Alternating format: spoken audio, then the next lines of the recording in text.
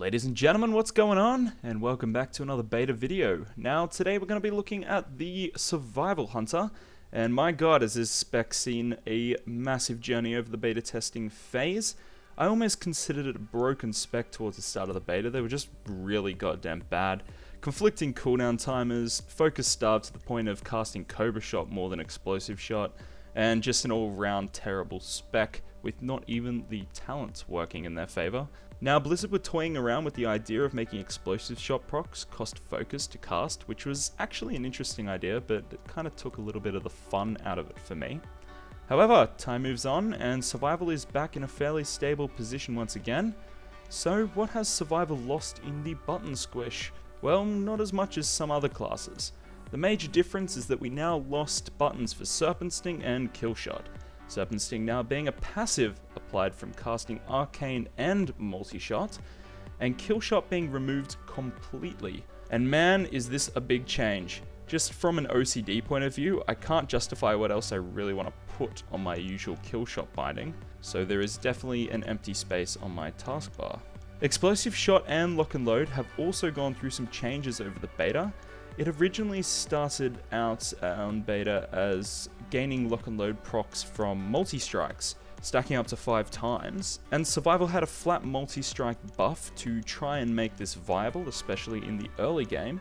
Now, this has changed back to a similar format to how it works on live currently. However, it has now either drastically reduced the internal cooldown, or there is just none at all.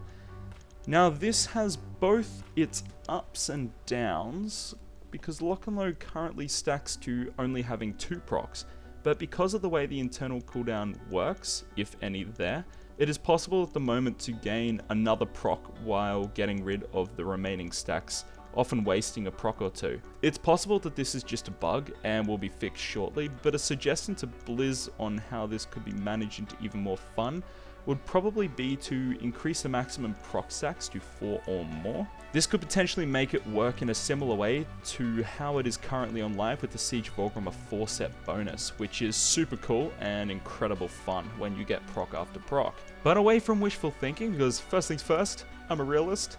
Terrible joke. Explosive Shot only costs 15 focus now, so the spec already plays significantly faster than what it does in Missa Pandaria when procs don't align. Now, Cobra Shot no longer refreshes Serpent Sting, which now dulls down the ability a little bit, but right now Serpent Sting doesn't really do all that much damage anyway, but that is subject to change, but it's mostly because of the way they're trying to balance out the AoE in the WoD Beta. I also would like to see Explosive Trap make a comeback for Survival as a DPS increase. However, at the moment, it's only really worth the global cooldown before pull or when nothing is available, as it is on live. But on the bright side, Survival is looking like a good leveling spec at least, with a passive that heals you for 15% health over time after killing an opponent. Now onto the talent choices. There's not really a lot going on in terms of fun aspects to do with the Survival Hunter, or any hunter in general really. For the level 100 talents, it's probably a choice at the moment between Lone Wolf, which gets rid of your pet for 30% damage increase, or Exotic Ammunitions, which has the different types of ammunition to deal different kinds of damage depending on your situation. Focusing Shot doesn't really work for the Survival Hunter at the moment, mostly because of how clunky the long cast time makes Survival play, but realistically we'll just have to wait until the damage number buffs and tweaks have been finalized before really making a judgment call of that.